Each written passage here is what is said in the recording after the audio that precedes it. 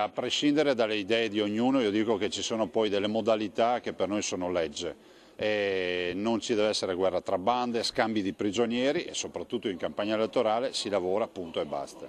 Primo punto, fare chiarezza. Secondo punto, pensare ai veneti. Terzo punto, ritrovare coesione. Non ci sta la guerra tra bande, come la chiama, e al gioco al massacro all'interno del partito il governatore del Veneto Luca Zaia, che interviene dopo l'esposto firmato dal consigliere regionale leghista padovano Santino Bozza, che ha portato la Guardia di Finanza in regione per sanare dubbi su eventuali incongruenze delle note spese dell'assessore regionale leghista all'ambiente Maurizio Conte. Da una parte il bossiano Bozza, dall'altra il barbaro sognante di fede maroniano Tosiana Maurizio Conte. Super partes, il governatore del Veneto ha una certezza, la chiarezza prima di tutto.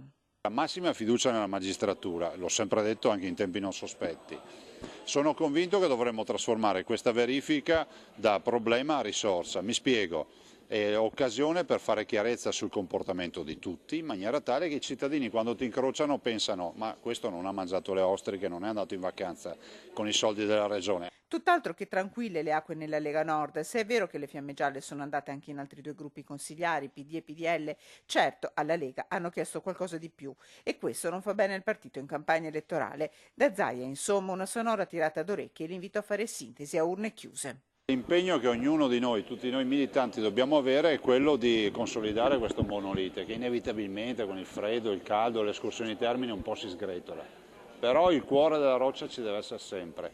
Io dico che per noi, per fare questo, c'è solo un obiettivo, pensare ai problemi che hanno i veneti, fare beghe tra leghisti a me sembra che non serva a nulla. Santino Bozza si difende, parla di necessità di fare chiarezza e annuncia altre possibili azioni. Intanto la Lega Nord valuta il da farsi.